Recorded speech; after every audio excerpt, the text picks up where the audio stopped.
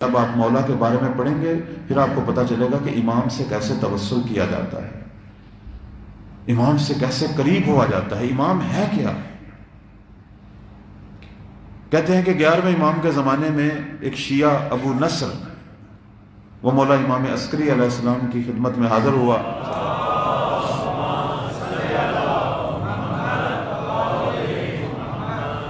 وہ کہتا میں آیا گھر میں تو صحن میں نے ایک بچے کو دیکھا، ایک 5 سالہ بچہ طفل مبارک کے جس کا چہرہ 14ویں کے چاند کی طرح چمک رہا تھا، 11ویں امام کے گھر یعنی 12ویں امام کی زیارت کی۔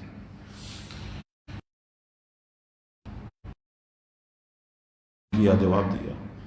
12ویں امام نے اس سے پوچھا اے ابو نصر مجھے یہ بتا تجھے میری معرفت حاصل ہے؟ کہنے لگا جی مولا کیوں نہیں، انت مولائی وابن مولائی، آپ میرے مولا ہیں، میرے مولا کے فرزند ہیں، آپ امام ہیں، امام کے بیٹے۔ فرمایا ابو نصر یہ معرفت نہیں، ابھی بھی ہماری حالت یہی ہے، ہم ائمہ کی معرفت سمجھتے ہیں کہ 12 اماموں کے نام یاد کر لیں،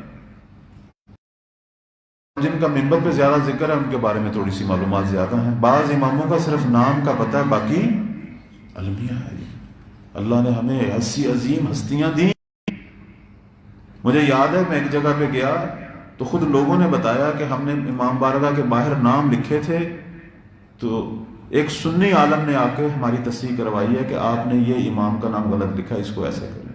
ہمیں اتنی شرمندگی ہوئی، حیران ہوا میں کہ اتنا بھی انسان کو، لیکن یہ المیہ ہے کہ بعض اماموں کا صرف ہمیں نام کا پتہ ہے، اسی طرح وقت کے امام کا بھی۔ تو فرمایا ابو نصر یہ میری معرفت نہیں ہے۔ کہا مولا پھر آپ بتائیے۔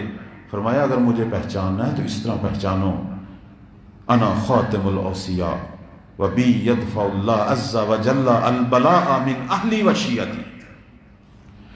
اے ابو نصر مجھے اس طرح پہچان کہ میں پیغمبر کا آخری وصی ہوں اور میرے ذریعے شیعوں سے اور اہل بیت سے مصیبتیں دور ہوں گی۔ یعنی امام نے اپنے 2 مقام کی طرف اشارہ کیا، ایک مقام وصایت میں وصی ہوں اور دوسرا میں مشکل کشا ہوں۔ مصیبتیں دور کس کے ذریعے ہوتی ہیں؟ امام کے ذریعے۔